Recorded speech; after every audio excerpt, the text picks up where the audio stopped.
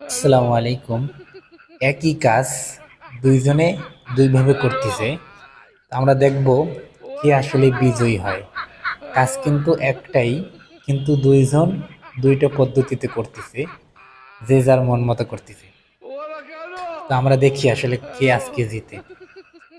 আমার কাছে এখানে বাপ আর ছেলে, হ্যাঁ। তো আমার মনে হচ্ছে যে ছেলে জিতে যাবে, কারণ ছেলের প্রায় কমলাগুলা বাটিতে আইনা রাখা শেষ, অর্থাৎ আর অল্প কয়টা বাকি আছে, হ্যাঁ। কিন্তু বাবার এখন অনেকগুলো বাকি আছে, কিন্তু বাবা শুরু করছে ওই দিক থেকে, আর ছেলে শুরু করছে এই দিক থেকে, হ্যাঁ। তো ছেলের মাত্র তিনটে বাকি আছে, আর ওর বাবার আছে এখনো চার পাঁচটা বাকি, হ্যাঁ। তা আপনাদের কি মনে হয়, বাবা জিতবে নাকি ছেলে জিতবে?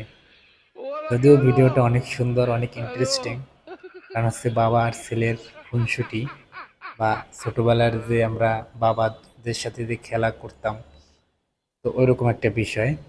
দেখেন এখানে কিন্তু বাবা জিতে গেছে, আর ছেলে কিন্তু জিততে পারে নাই, কারণ ছেলে শুরু থেকে নেওয়া শুরু করছিল, আর বাবা কি করছে, শেষ থেকে আনা শুরু করছে।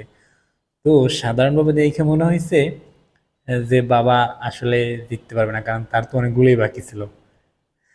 কিন্তু তার দূরত্বটা জায়গার, আর হচ্ছে যেহেতু ছেলে কিন্তু জুয়ান, তার মানে তার বেশ তাড়াতাড়ি আসার কথা ছিল।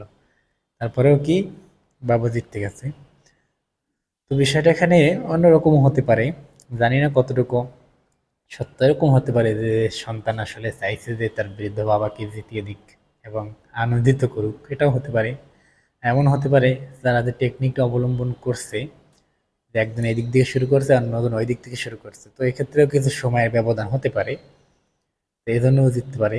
তবে আপনাদের কাছে কেমন লাগছে, আর ঠিক সত্যকারের মানে এটা যদি সত্যি ভালোভাবে খেলা হয় তাহলে কে জিততো, সেটা অবশ্যই কমেন্ট করে জানাবেন, ঠিক আছে? আমার কাছে ভিডিওটা অসাধারণ লাগছে।